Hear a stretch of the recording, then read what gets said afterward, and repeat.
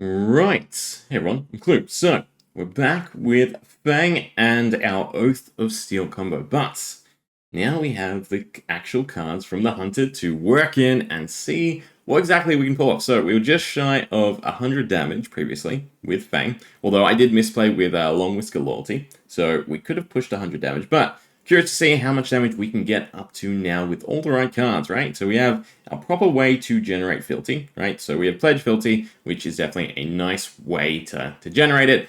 Unfortunately, the majority of Filthy generation is going to come from marking your opponent and hitting them, but it does seem still pretty reasonable, right? To get to 3 Filthy and then sit at the Filthy necessary to make your daggers free. It's just going to be a little bit of a startup. But anyway, let's set up the combo. So we will generate our 3 Filthy tokens through our instances, so nice and easy.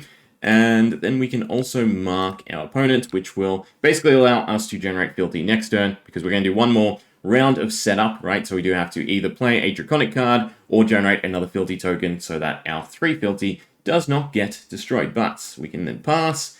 We will take our Lick, our little 2 damage Tusk, and then we have our Flurry Stances along with Power Stance. So I've also already set up Loyalty Beyond the Grave, which is just a fantastic defense reaction with, sizable payoff for Draconic, right? So 2 of them are in the graveyard. We don't want to use it just yet, so we'll pass.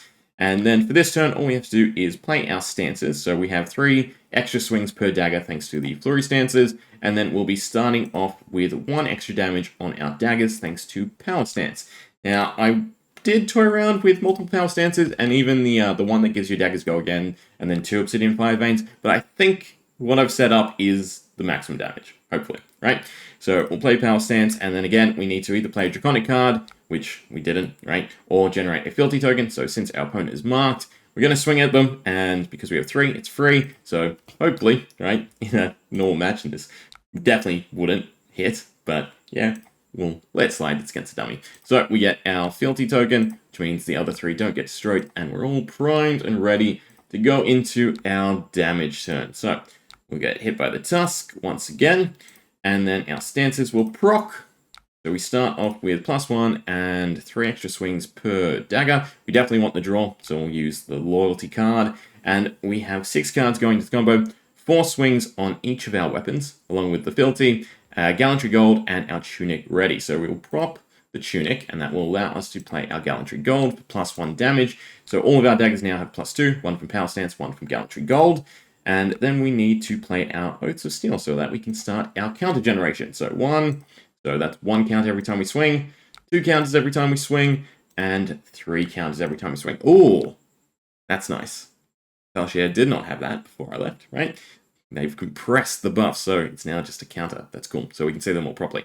All right, so then what does our turn look like? Well, in order to play a drop of Dragon Blood, we need to set up chains. In order to play Fire and Brimstone, we need to set up chains. So first things first, it's time to swing. So the Obsidian Fire Vein is kicking off our start with 6 damage, but we're going to play the Long Whisker Loyalty, and as pointed out for me, right, I can use the additional attack, but then I can select the Quicksilver Dagger, which we definitely want to do, because we won't have enough attack reactions or Draconic Instants to play for Obsidian Fire Vein. So Quicksilver Dagger it is, up to 5 charges. There's our first swing for 7 damage, and our first Draconic Chain Link. We need 1 more, right, but since we can play the Obsidian Fire Vein, have the 2 chain links, we can then play our Fire and Brimstone, which gives our daggers +1, so that's the priority to play before the drop of Dragon Blood, right? We definitely want the extra damage. So Fire and Brimstone as our react, give our Obsidian Fire Vein, go again, give it +1, and anything else? Right, 1 more swing. So how many up to? 6 currently for the Quicksilver Dagger. I do want to make sure that the counters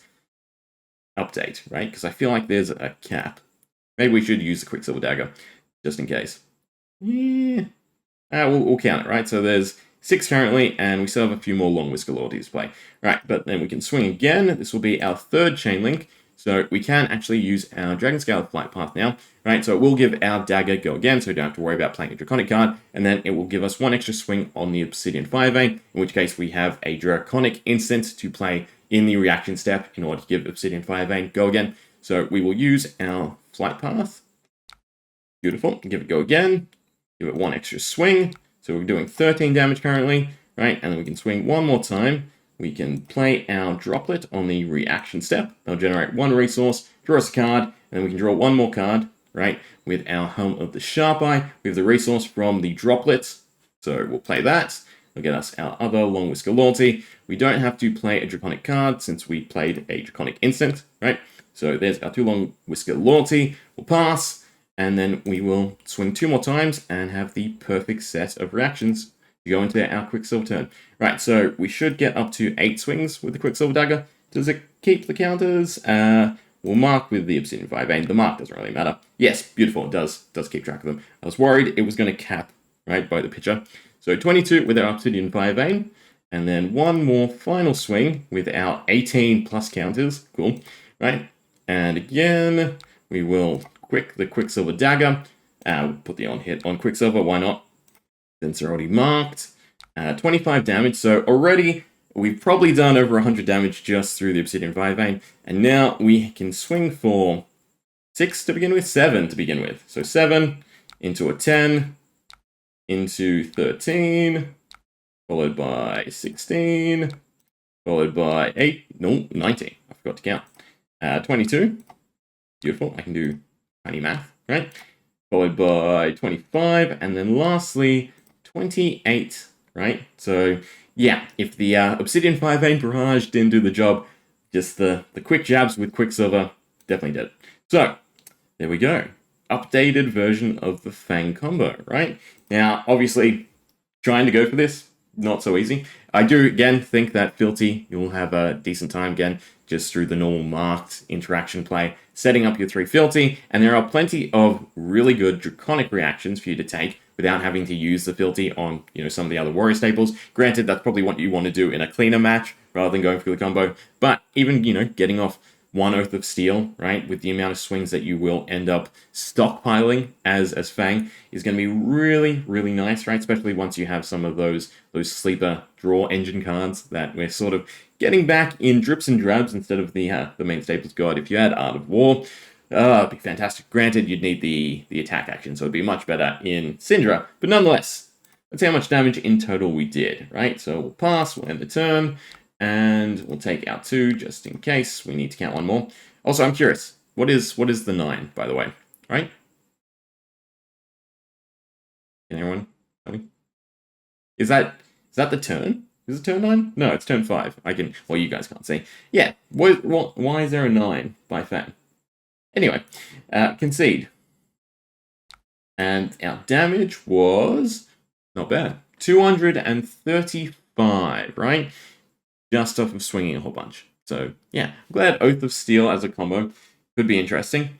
It being mainly in red, the combo pieces, I don't see you stalling long enough to get this off. But, again, you don't need 235 damage to win a match, right? So, there's definitely sizable combo potential with the Hunter, right?